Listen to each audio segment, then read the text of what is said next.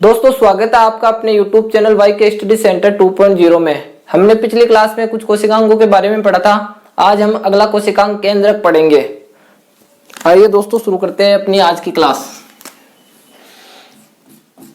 केंद्रक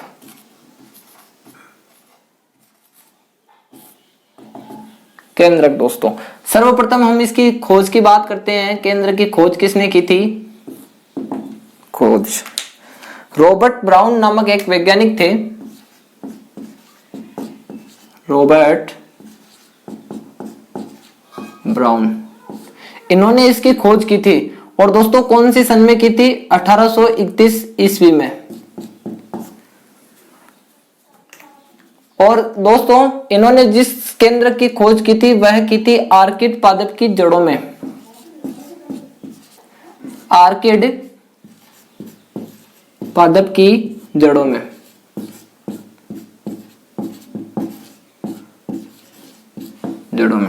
दोस्तों हम आज अध्ययन कर रहे हैं केंद्रक का। तो अब अपन क्या करते हैं, इसके कुछ इंपॉर्टेंट पॉइंट लिखते हैं। इंपॉर्टेंट पॉइंट, जैसे दोस्तों पहला पॉइंट, हम आज अध्ययन कर रहे हैं केंद्रक का, इसका अध्ययन कर रहे हैं। अब केंद्रक को कैरियन भी बोलते हैं, यानी केंद्रक का अध्ययन क्या कहलाता है दोस्तों? अध्ययन कैरियोलॉजी, कैरियोलॉजी,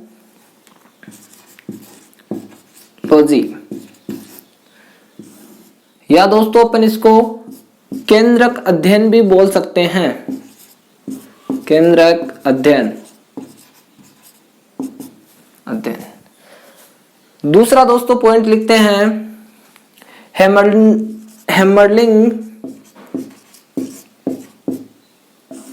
हेमरलिंग नामक वैज्ञानिक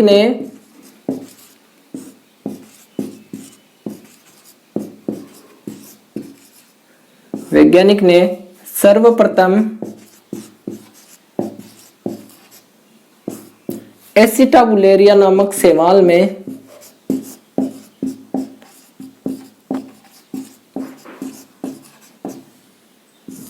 एसिटाबुलेरिया नामक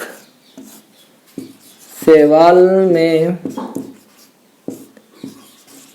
अध्ययन करके स्पष्ट किया था।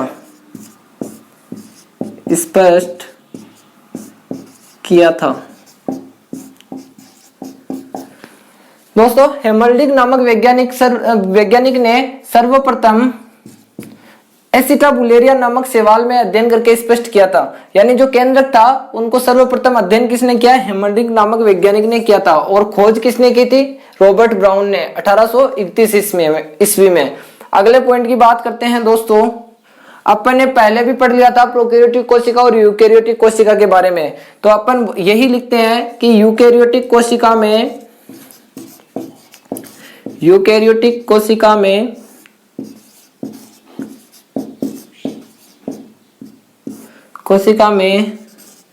केंद्रक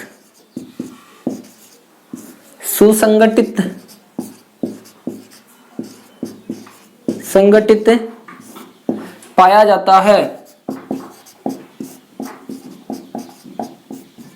यानी जो यूकैरियोटिक कोशिका होती है, यूकैरियोटिक कोशिका में क्या होता है दोस्तों? केंद्रक सुसंगठित या सुस्पष्ट पाया जाता है। अगला पॉइंट लिखते हैं दोस्तों, प्रोकैरियोटिक कोशिका में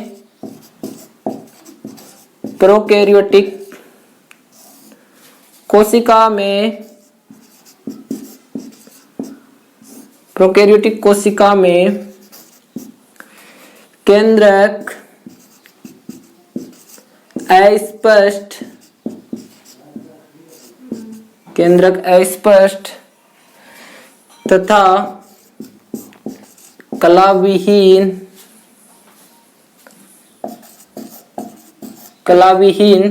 नग्न डीएनए के रूप में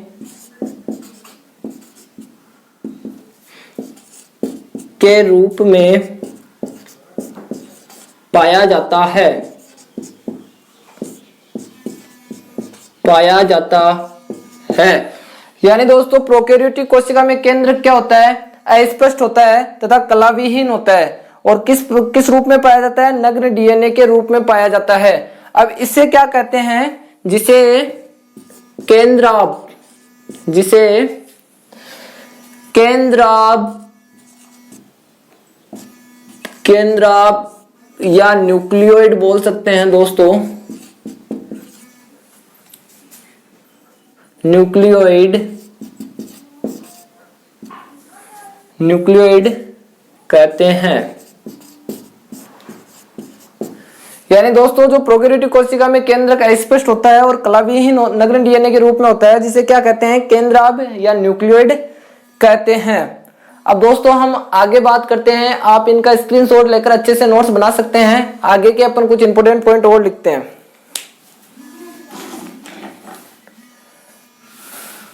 दोस्तों बात करते हैं अगले पॉइंट की।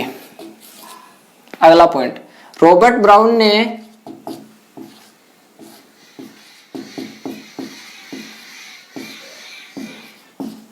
ने जो केंद्रक खोजा था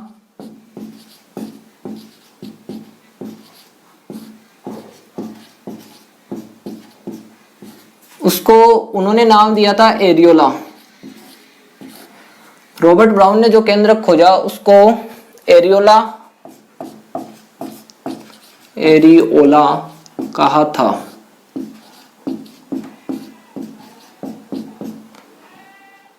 अब बात करते हैं दोस्तों केंद्रक के अभाव की। यानी केंद्रक कहां नहीं पाया जाता? अभाव स्तनधारी जीवों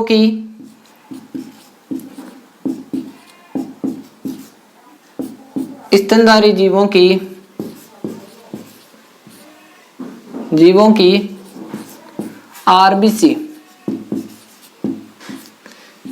इसका पूरा नाम होता है दोस्तों red blood cells. Red blood cells यानी लाल रक्त कणिकाएं स्तनधारी जीवों की आरबीसी कोशिका तथा परिपक्व पादपों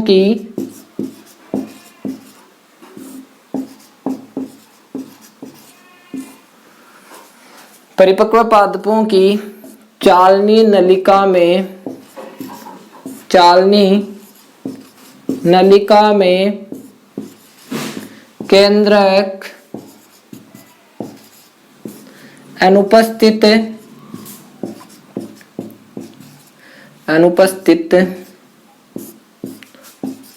होता है। यानी दोस्तों केंद्र का अभाव कहां होता है? स्तनधारी जीवों की आरबीसी कोशिका में और परिपक्व पादपों की चालनी नलिका में, उनमें केंद्रक नहीं पाया जाता है। दोस्तों अब बात करते हैं केंद्रक के आकार की।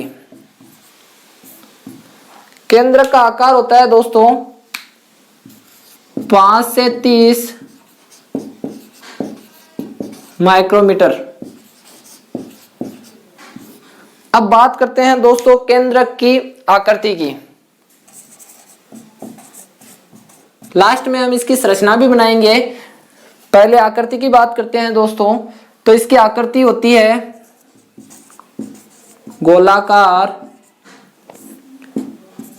अंडाकार अथवा इलोगेटेड।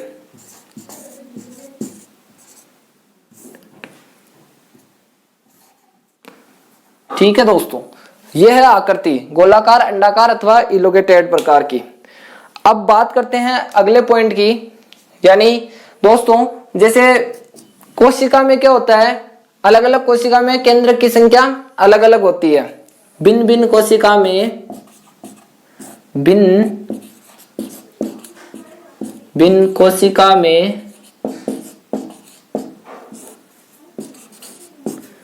केंद्रक की संख्या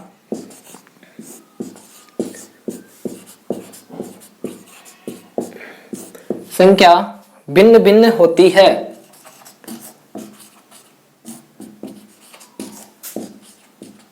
भिन्न भिन्न होती है।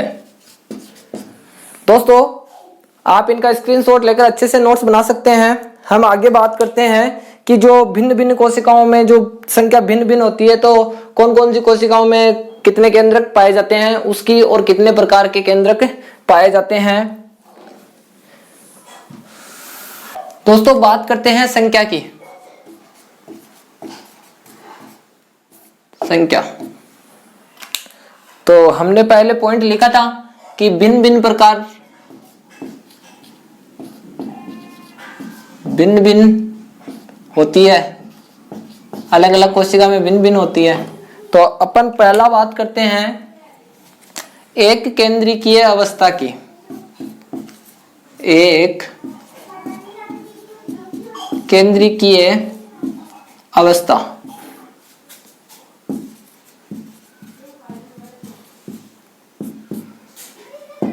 एक केंद्रीय अवस्था जिसको इंग्लिश में मोनोन्यूक्लिएट बोलते हैं। दोस्तों मोनोन्यूक्लिएट स्टेज में क्या होता है, केवल एक ही केंद्रक,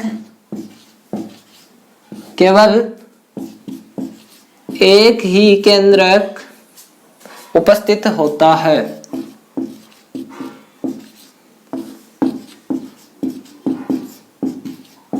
उपस्थित होता है, यानी मोनोन्यूक्लिएट स्टेज में क्या होता है, केवल और केवल एक ही केंद्रक प्रेजेंट होता है। उदाहरण स्तनधारी जीवों की डब्ल्यूबीसी में, स्तनधारी जीवों की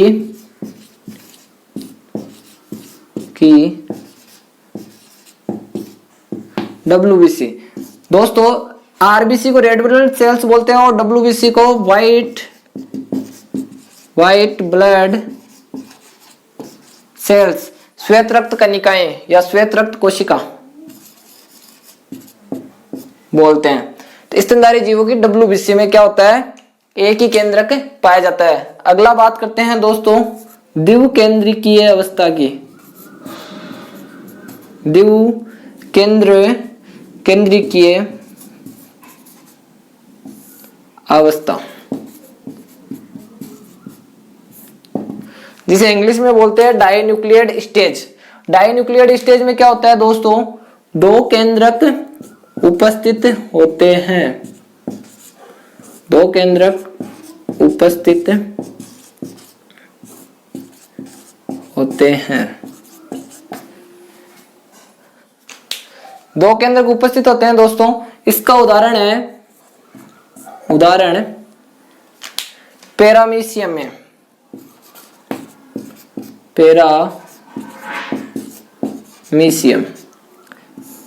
पैरामीशियम की कोशिकाओं में क्या होता है दोस्तों, दो केंद्रक उपस्थित होते हैं, यानी द्विकेंद्रीय अवस्था प्रेजेंट होती है।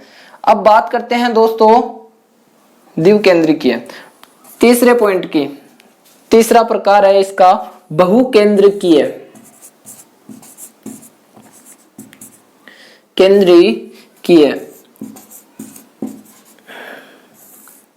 बहुकेंद्रीय अवस्था, इसको इंग्लिश में दोस्तों पॉलीन्यूक्लिएट स्टेज बोलते हैं। इसमें क्या होता है, दो से अधिक केंद्रक, दो से अधिक केंद्रक उपस्थित होते हैं।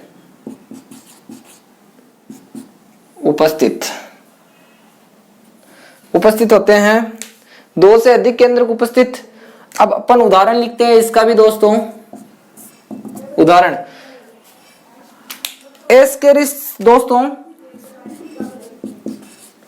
एस्केरिस जो जंतु होता है उसके अधिचरम में, एस्केरिस की अधिचरम कोशिका में, एस्केरिस की अधिचरम कोशिका में क्या होता है, दो से अधिक केंद्रक उपस्थित होते हैं। दोस्तों एक नोट और लिखिए, ऊंट और लामा दो ऐसे जीव है, ऊंट और लामा,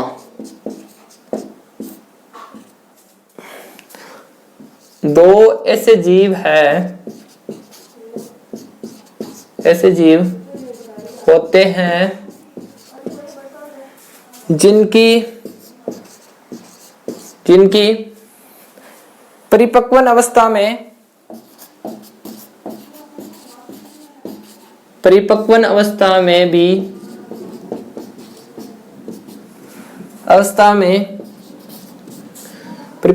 में केंद्रक उपस्थित होता है,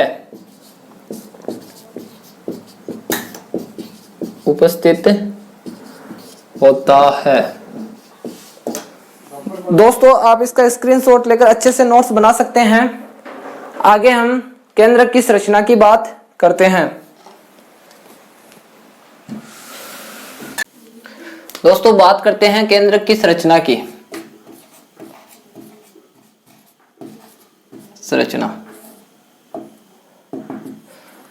दोस्तों जैसे केंद्रक क्या होता है, गोल होता है इस प्रकार। अब इसके बाहर भी एक और आवरण पाया जाता है, यानी दोहरी झिल्ली युक्त आवरण होता है, ये दोहरी झिल्ली। अब इसके जो बाहर ये दोस्तों एंडोप्लाज्मिक रेटिकुलम से जुड़ा होता है,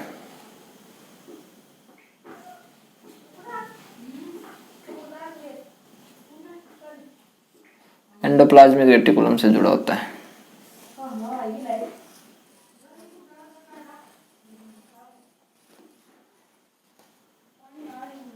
चारों तरफ दोस्तों क्या है, एंडोप्लाज्मिक रेटिकुलम पाई जाती है।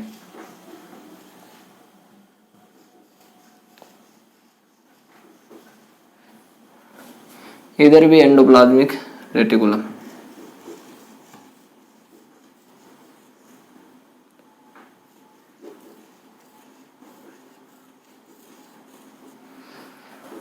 अब दोस्तों इसके मध्य क्या होता है, जो केंद्रक के मध्य क्रोमेटिन पदार्थ के धागेनुमा संरचना पाई जाती है, ऐसे जो आगे चलकर गुणसूत्र का निर्माण करती है। इसमें गुणसूत्र जैसे डीएनए, आरएनए और यहाँ पे छिद्र पाए जाते हैं दोस्तों।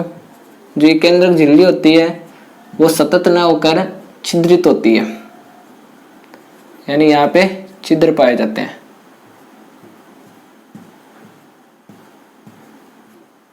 इसके मध्य एक द्रव्य भरा होता है, द्रव्य जिसको केंद्रक द्रव्य बोलते हैं दोस्तों। तो अपन इसका नामकरण करते हैं। जैसे ये मध्य में है क्रोमेटिन पदार्थ के धागे, क्रोमेटिन पदार्थ के धागे।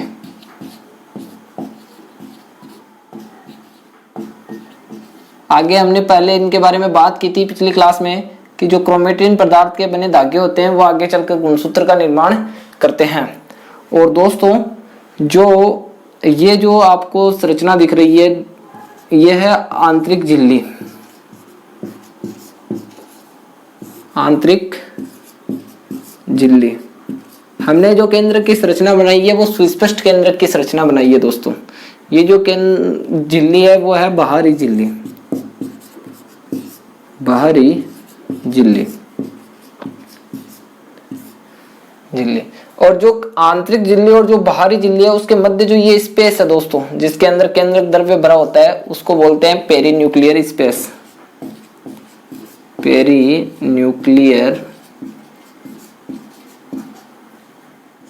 पेरीन्यूक्लियर स्पेस, रिक्त स्थान। और दोस्तों ये जो द्रव्य भरा होता है उसको बोलते हैं केंद्रक द्रव्य।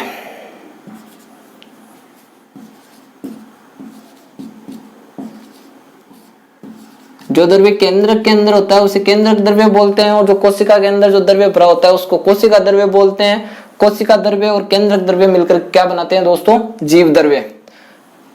यह है अपनी एंडोप्लाज्मिक रेटिकुलम। ये नहीं, ये जो संरचना दिख रही है आपको, यह है एंडोप्लाज्मिक रेटिकुलम, जिसको बोलते हैं अंतःपर्दवी जालिका। पर्दवी जालिका जो दो प्रकार की होती हैं, आगे की क्लास में बात करेंगे। एक तो होती है SER स्मूथ एंडोप्लाज्मिक रेटिकुलम, एक होती है RER रफ एंडोप्लाज्मिक रेटिकुलम। अब जो SER होती है उसकी सतह के ऊपर तो क्या होता है, राइबोसोम नहीं पाए जाते, और जो RER होती है उसकी सतह पर क्या होते हैं, राइबोसोम पाए जाते हैं। यह है राइबोसोम के कुछ कण दोस्तों, ठीक है। राइबोसोम, राइबोसोम ये हुई अपने केंद्रक की संरचना। अब इसी संरचना के बारे में अपन कुछ पॉइंट लिखते हैं। जैसे पहला पॉइंट लिखते हैं दोस्तों कि अपन ने बात की थी कि यूकेरियोटिक कोशिकाओं में क्या होता है, सुस्पष्ट केंद्रक पाया जाता है, यानी केंद्रक के ऊपर क्या होता है, केंद्रक झिल्ली पाई जाती है, ठीक है। तो अपन इसको लिखेंगे नहीं, आपको मैंने बोल के बता दिया है। और दूसरा पॉइंट जैसे दोस्तों ये हो जाएगा कि यूकेरियोटिक कोशिका में क्या होता है, केंद्रक दोहरी झिल्ली युक्त होता है, दोहरी झिल्ली युक्त होता है, यानी ये यूकेरियोटिक कोशिका के केंद्र का एक झिल्ली ये रही, एक झिल्ली आंतरिक झिल्ली है, तो दोहरी झिल्ली युक्त होता है। अब आगे बात करते हैं दोहरी झिल्ली युक्त केंद्रक की दोहरी झिल्ली के मध्य, दोहरी झिल्ली के मध्य पाए जाने वाले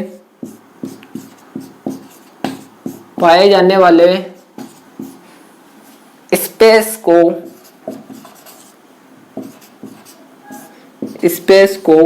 पेरीन्यूक्लियर स्पेस कहते हैं। केंद्रक की दोहरी झिल्ली के मध्य पाए जाने वाले स्पेस को पेरीन्यूक्लियर स्पेस कहते हैं।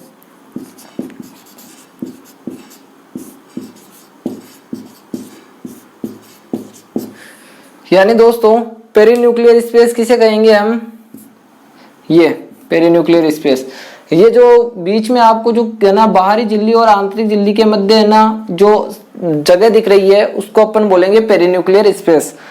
अगले पॉइंट की बात करते हैं दोस्तों, केंद्रक बाहर से किससे जुड़ा होता है, एंडोप्लाज्मिक रेटिकुलम से जुड़ा होता है, ठीक है। तो ये भी लिख सकते हैं अपन, केंद्रक बाहर से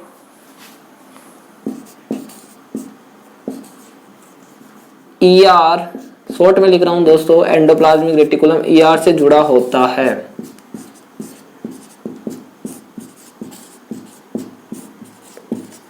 जिसकी बाहरी सतह पर राइबोसोम के कण पाए जाते हैं, जिसकी बाहरी सतह पर, एंडोप्लाज्मिक रेटिकुलम की बाहरी सतह पर राइबोसोम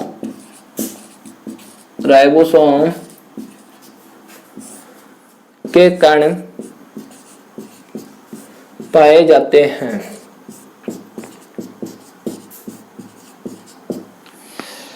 अब दोस्तों जो ये इसके अंदर है, केंद्रक झिल्ली के अंदर क्या होता है, क्रोमेटिन पदार्थ के धागे होते हैं जो आगे चलकर किसका निर्माण करते हैं, गुणसूत्र का निर्माण करते हैं।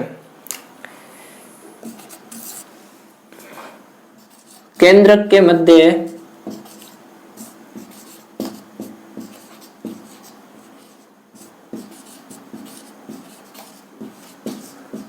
क्रोमेटिन पदार्थ के बने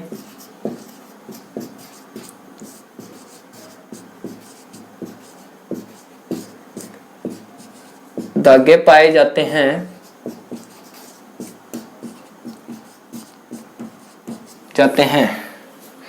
जो आगे चलकर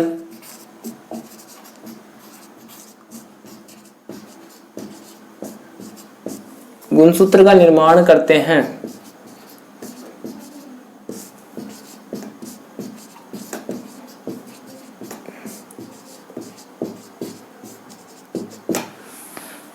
तो दोस्तों केंद्र के मध्य क्या होता है, क्रोमेटिन पदार्थ के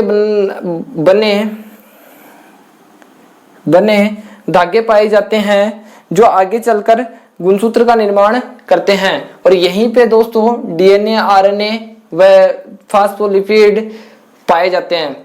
अब दोस्तों अपन जैसे ये जो केंद्रक है, अब इस केंद्रक की जो ये जो दोनों दोहरी झिल्ली होती है ये सतत न होकर क्या होती है, छिद्रित होती है। तो यह पॉइंट भी आप लिख सकते हो, अगला पॉइंट, केंद्रक झिल्ली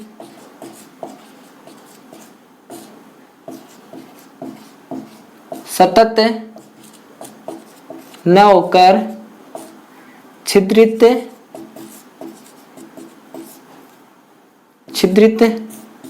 होती है। यहाँ पे दोस्तों जो ये केंद्रक झिल्ली होती है वो क्या होती है, सतत न होकर छिद्रित होती है। छिद्रित का मतलब इसके सतह के ऊपर जो ये है ना छिद्र पाए जाते हैं। दोस्तों अगला पॉइंट, जैसे इसमें phospholipid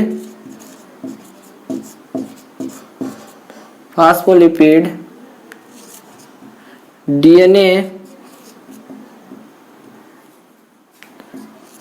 RNA protein, phospholipid DNA RNA व प्रोटीन पाए जाते हैं। केंद्रक में क्या होता है दोस्तों, फास्फोलिपिड डीएनए व आरएनए व प्रोटीन पाए जाते हैं, जिनसे मिलकर क्या होता है, केंद्रक का निर्माण होता है। और दोस्तों ये जो केंद्रक में जो द्रव्य होता है उसे केंद्रक द्रव्य कहते हैं। हम आगे लिखते हैं दोस्तों, ये पॉइंट आपको छोटा छोटा दिखाई नहीं देगा, इसलिए आप इसका स्क्रीनशॉट लेकर अच्छे से नोट्स बना सकते हैं। अब हम आगे बात करते हैं दोस्तों, आगे के पॉइंट की बात करते हैं। केंद्रक में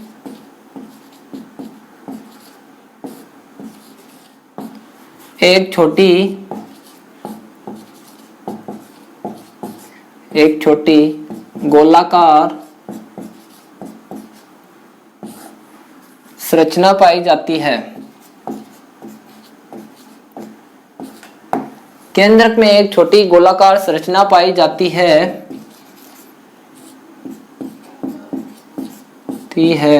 जिसे केंद्रिका कहते हैं।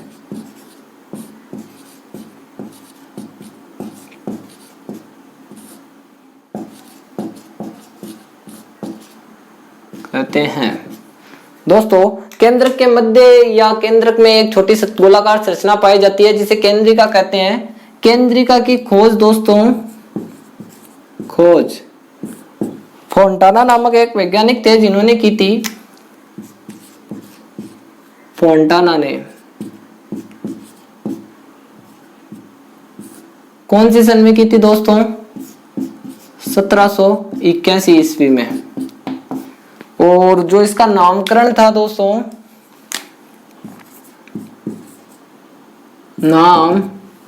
बोमन नामक एक वैज्ञानिक थे,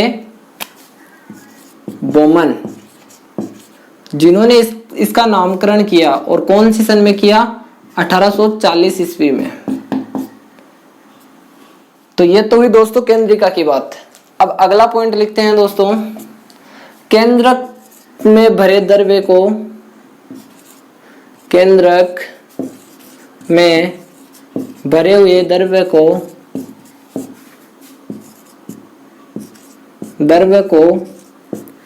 केंद्रक द्रव्य कहते हैं। यानी दोस्तों जो केंद्रक में जो द्रव्य भरा होता है उसे केंद्रक द्रव्य कहते हैं। अब हम बात करते हैं दोस्तों केंद्रक के कार्य की।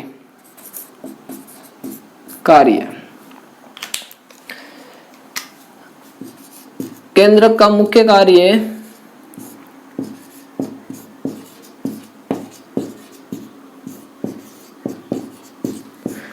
कार्य कोशिका में चल रही प्रत्येक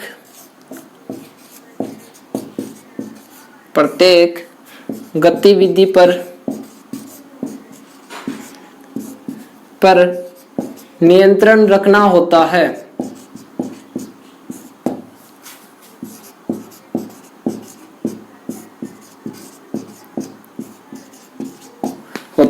दोस्तों जैसे केंद्रक का मुख्य कार्य क्या होता है, कोशिका में चल रही प्रत्येक गतिविधि पर नियंत्रण रखना होता है, इसीलिए इसको क्या कहते हैं, इसलिए केंद्रक को नियंत्रण कक्ष, इसलिए केंद्रक को नियंत्रण कक्ष भी कहते हैं।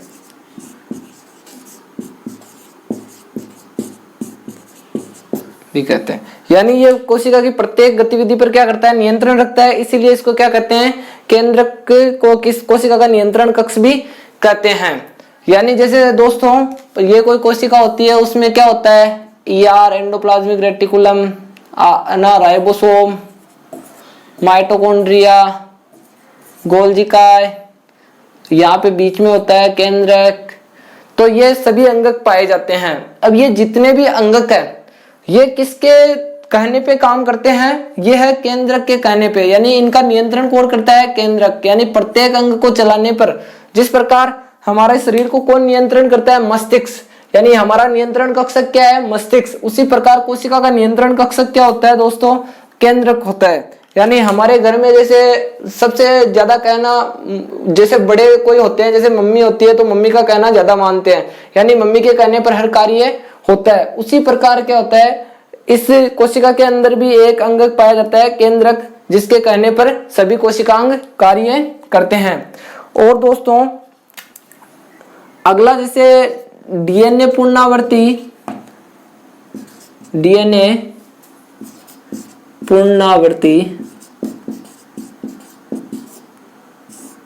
रेप्लिकेशन बोलते हैं दोस्तों इंग्लिश में।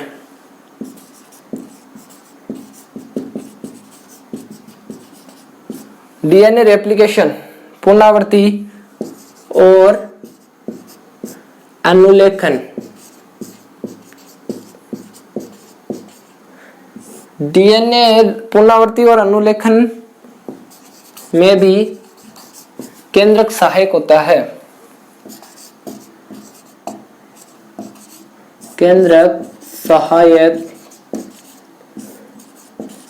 होता है, यानी जो डीएनए की पुनरावृत्ति होती है, यानी बार बार आवृत्ति, और अनुलेखन में भी क्या होता है, केंद्रक सहायक होता है। दोस्तों आप इसका स्क्रीनशॉट लेकर अच्छे से नोट्स बना सकते हैं।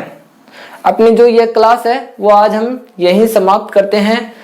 अगली क्लास में हम अगला कोशिकांग पढ़ेंगे। दोस्तों अगर आप हमारे चैनल पर नए हैं तो हमारे चैनल को सब्सक्राइब जरूर करें और बेल आइकन को ऑल पर सेट करें, ताकि हमारी हर कक्षा की नोटिफिकेशन आपके पास सबसे पहले आए। जय हिंद दोस्तों। अगर आपको हमारी कक्षा में कोई कमी लगे तो जरूर कमेंट बॉक्स में कमेंट करके जरूर बताएं, या आपको कोई सलाह देनी हो या आपका कोई प्रश्न हो जो आपके समझ में नहीं आया हो तो आप हमें कमेंट बॉक्स में जरूर बता सकते हैं। धन्यवाद दोस्तों, जय हिंद।